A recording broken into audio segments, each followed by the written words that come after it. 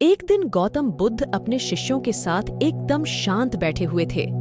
उन्हें इस प्रकार बैठे हुए देख शिष्य चिंतित हुए कि कहीं वह अस्वस्थ तो नहीं है। एक शिष्य ने उनसे पूछा कि आज वह मौन क्यों बैठे हैं, क्या शिष्यों से कोई गलती हो गई है? इसी बीच एक अन्य शिष्य ने पूछा कि क्या वह अस्वस्थ हैं? पर बुद्ध मौन रहे। तभी कुछ दूर खड़ा व्यक्ति जोर से चिल्लाया, आज मुझे सभा में बैठने की अनुमति क्यों नहीं दी गई है? बुद्ध आंखें बंद करके ध्यान मग्न हो गए। वह व्यक्ति फिर से चिल्लाया, मुझे प्रवेश की अनुमति क्यों नहीं मिली?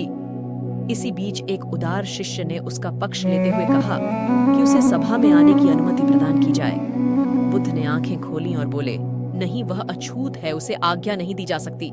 ये सुनकर शिष्यों को बड़ा आश्चर्य हुआ। बुद्ध उनके मन का भाव समझ गए और बोले, हाँ, वह अछूत है।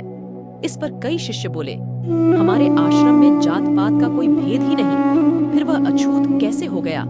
तब बुद्ध ने समझाया, आज वह क्रोधित होकर आया है। क्रोध से जीवन की एकाग्रता भंग होती है। क्रोधी व्यक्ति प्राय मानसिक हिंसा कर बैठता है, इसलिए जब तक वह क्रोध में रहता है तब तक अछूत होता है। इसलिए उसे कुछ समय एकांत में खड़े रहना चाहिए। क्रोधित शिष्य भी बुद्ध की बातें सुन रहा था। पश्चाताप की अग्नि में तप कर वह समझ चुका था कि अहिंसा ही मनुष्य का महान कर्तव्य व परम धर्म है। वह बुद्ध के चरणों में गिर पड़ा और कभी क्रोध न करने का प्रण लिया।